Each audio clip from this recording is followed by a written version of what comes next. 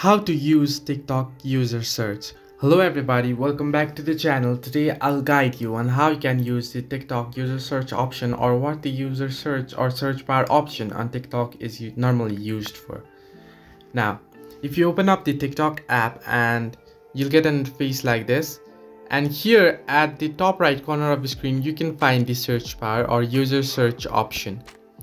Now, you can use this search bar for various reasons. Now, you can search it to find latest videos, latest trending songs and videos. Here you can see top ones and videos, users.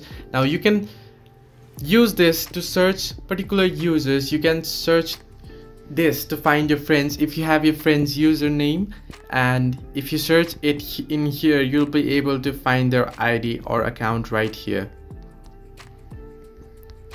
Now, the next thing you can do is you can use this to basically find famous TikTokers. Now, if you want to find for famous TikTokers, you can search for here and you'll be able to find the famous TikTokers right here from search or user search option.